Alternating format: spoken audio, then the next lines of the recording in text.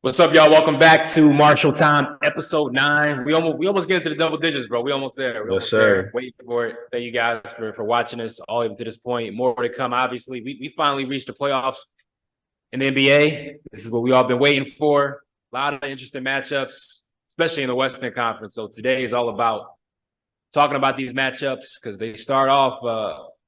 Today, Saturday. The playing games have already been finalized. So we got the 1-8 and 2-7 matchups. This is what we're gonna do. We're gonna go through the Eastern Conference matchups, and then we're gonna handle the West, which is I'm still kind of like, what's going to happen with that? The East is kind of easy to me, but we're gonna figure out the West first round matchups for both conferences. So, all right, Josh. First, we're gonna go in order in the East. The 1 seed Bucks, 8 seed Heat. I Who you got just Bucks. saw in Miami. Who I you got got? Bucks and 5, man. It's not too much to say. I think the Bucks are their most complete team in the East. The Heat, they've been struggling all year. I was actually at the playing game when they played the Hawks. I didn't like what I saw at all. The Heat, they could get swept, but I'm gonna give them the benefit of the doubt just because they got Jimmy Butler. They have playoff experience that they might win one. They might still win at home or something. But I got Bucks and 5. Yeah, I think this is one of those easy ones to call. I think it's weird. It's funny because you always want to give Miami the benefit of the doubt in the playoffs, but they're exposed to Jimmy Butler and just I guess whatever they call it, heat culture. But something's been off about this team all season. They just haven't been consistent. And I just think Milwaukee, that championship experience, the Giannis factor, just the guys around him. I have concerns about Chris Middleton, but I wouldn't have those concerns in this series. I No, think not this round they one, can do man. without. We'll talk. I mean, when the second round comes along, we'll see where he's at. But in this series, I can see the Bucks winning in 5. I'll give them 5 games. Celtics Hawks I'm going with Boston. That's a sweep too. I'm calling a sweep for that. The Hawks, on the sweep. I think it's a bad matchup for them. I mean, Marcus Smart and those guys, they're going to hound Trae Young on offense. I mean, on defense, they're going to hound him on defense. It's going to be hard for them. They're going to wear him out. I don't like their wing situation versus Tatum and Brown, Robert Williams, Horford. Those guys, they're pros, man. They know their role and they have a good bench. So I'm going with the sweep for the Celtics. Yeah, I think the thing about. I mean, I'm going with the Celtics. Man, it's so hard to sweep a team, but this Celtics team swept the Nets team that had KD and Kyrie last year, right? So if they can do that, you know, and I don't know. Atlanta, they beat Miami. They did what they had to do. They're still adjusted to Quinn Snyder as head coach. I just don't think they have the guys that can match up with the Celtics. Celtics in 4. I'll go with that. I'll go with that. I think they have a bunch of guys. They have Jaylen Brown, Jason Tatum, Malcolm Brogdon, Derek White, Marcus Smart. They have a few guys that they can just throw at Trae Young, just to slow down. You're not going to stop him, right? He'll go off, but just to give him different looks. And then defensively, Atlanta's not stopping Tatum. They're not stopping Brown. Yeah, I just don't think they don't have the pieces. I think this series and the Sixers-Nets series are like the most lopsided series that we're going to see in the playoffs on East or West. Then we go to Philly and Brooklyn. Philly and Brooklyn, who you got? Easy call. I'm giving us the sweep as well. As long as we take care of business, we come to play every game. We should sweep them. The Nets may still win just because they're a scrappy team. They're a young scrappy team. They got a lot of players that got something to prove. But honestly, we're the better team, far superior than them. I like the sweep. Plus, we need to sweep them. We need to get out of there and get some rest for the next round. So I'm calling the sweep for us. Yeah, Sixers, Nets. Actually, I might change my Celtics. I'm gonna give the Hawks 1. I think the Hawks might get 1 in Atlanta because the Celtics, they have a tendency to just they have a tendency to just fall back sometimes, and I think Trae Young and DeJounte can sort of take advantage of that for one game. So I give the Celtics in 5. Sixers Nets. This is the most likely sweep to me. We love Mikal Bridges and what he's done, but there's no Trae Young in Brooklyn. There's no proven, I guess, superstar, right? There's no Giannis. There's no Donovan Mitchell. There's no Jimmy Butler type guy, right? Like these are a bunch of the Nets are a team of guys who would be great secondary players on a championship team, right? And Mikal Bridges has stepped up, obviously, but he's still not proven to be that type of player just yet on a consistent level. This is his first time being able to like create and just have free will. So I'm excited to see Mikal Bridges on the playoff spotlight as far as just being a primary option offensively. They just don't have enough. Joel Embiid should dominate. Nobody's covering him. And I don't even think they need James Harden at his best to win this series. Right. So I would say this would be the most likely sweep, Sixers and 4. And this is the game. This is the series of the Eastern Conference, I think. Maybe even the playoffs, Cavs and Knicks. This is a tough one.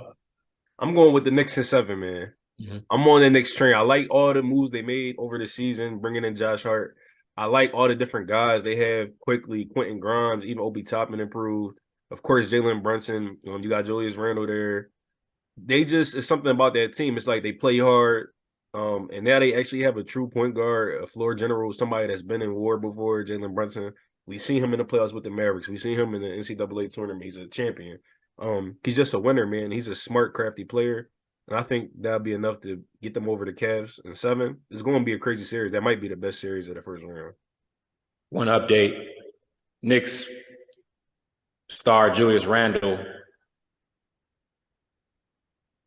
has left ankle sprain, so I'm not sure if he'll play game 1 or not. I don't know if he's playing game 1, but I know he'll be playing this series. Something to keep an eye on.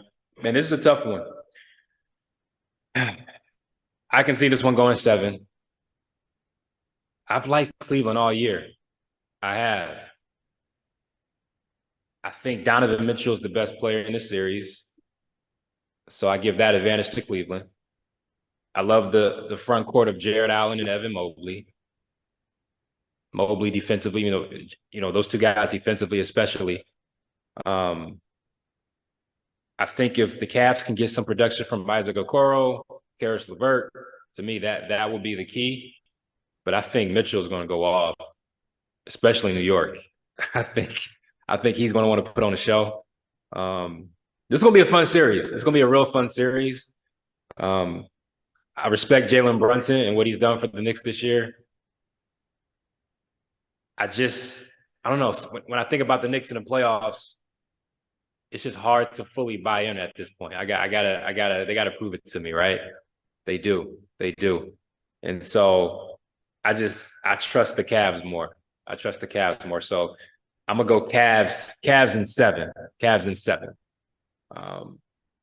Yeah, we'll see how Julius Randle goes. Obviously, with the ankle, we hope he's healthy and is able to play. But you know how Julius Randle can get into his modes and just being so tunnel vision with scoring, and sometimes it can hurt the Knicks. So I'm interested to see how that plays a part. But Jalen Brunson is the guy for the Knicks. He should be leading. He should be controlling everything, and we'll see. So Cavs in 7. Western Conference. We're gonna start off 1-8. Nuggets and Timberwolves. I'm going with the Nuggets 4-1. I don't really gotta say too much. It's the Nuggets. They've been the best team. The Timberwolves, they've been struggling all year. I'll give them one game just off of the strength they have Ant and Cat. Those are two great players that could definitely win you a playoff game. And Gobert is good defensively. Not that he's going to stop Jokic, but they might still win. But Nuggets and 5 for me. Yeah, I mean, it's hard. I want to say sweep, but it's hard. I respect Anthony Edwards. I don't want to. It's hard to say a sweep. It's hard to pick a sweep. It's hard to sweep any team. So I'll give the T-Wolves a win. Having Mike Conley, a veteran, is a great addition to a team like this. But they don't have Naz Reid. If they had Naz Reid and Jay McDaniels, we're talking something different. I just don't trust the Timberwolves. I just don't. And anybody who knows me knows I don't trust Rudy Gobert in the playoffs. There's a certain, I don't know, it's just defensively, I feel like Denver can do some things. I mean, offensively, they can do some things to sort of attack Gobert. And I don't trust the full makeup of the Minnesota Timberwolves to beat a team like Denver, they've been shown to be consistent. They've been the best team in the West from jump. and they've done it all season. I love the role players around Jokic. I just think that's too much for Minnesota, too much depth that they have over Minnesota. And yeah, that consistency versus Minnesota's inconsistency is going to win out. So Denver in 5. Grizzlies Lakers. That's the 2-7 matchup. It pains me to say it. But nah, the Lakers might win this series, John. You said they might or they will. I'm going to pick. You got to pick. You got to pick a side. I'm gonna pick the Lakers in 7. And the main reason is 2 reasons I'm doing this. One, I just don't believe in Dillon Brooks. I think he's going to be the downfall at some point. He's going to talk too much. He's going to get. He's not going to produce on offense. He's going to talk too much. He's going to do something stupid. Also, Jaren Jackson, he's a great defender. We know this, but foul trouble is a problem for him, right?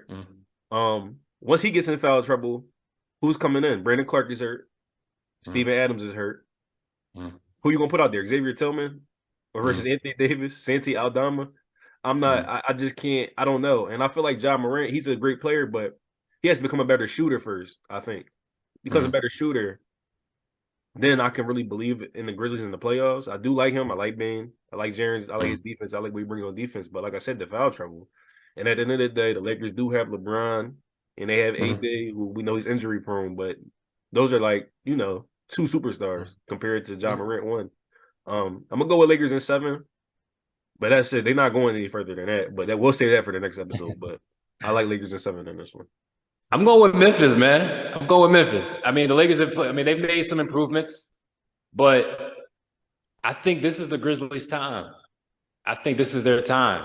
Now, I'm not saying they're going to make a championship run, but I feel like when it comes to this matchup specifically, they want this. Like, I think Ja Morant, he's going to shine on this stage. I think people are going to understand that Desmond Bane could possibly be the great backcourt mate that people have been saying that Ja Morant needs. Dillon Brooks is, he has his moments. But if he can reel that in, which we have to see, that could be huge. But Jaren Jackson, I've been sort of hesitant to give Jaren Jackson, just full, praise, and I just wanted to see how he develops, and over the past this year, he's shown me some things offensively, right? And you got to think this team has dealt with a lot of injuries, and he's been able to be consistent for them, on both ends of the floor. And so the foul trouble is a thing with him. I feel like he'll be focused and locked in. The addition of Luke Kennard is huge for these guys too. Definitely. Like, he adds a shooting element. Like, that was like he is a premier shooter. So to add him, I don't know, just the energy with this team, I just think they can give the Lakers some trouble. And can the Lakers defend Ja Morant? Can they, that will be a key too. So it's going to be fun. I know that for sure. And on the flip side, you talk, Jaren Jackson's foul trouble. AD sometimes disappears. Like, he has his moments where, like, what are you doing, AD? Like, and so that's something I'm watching for. I think Jaren Jackson and AD, that can be a big matchup.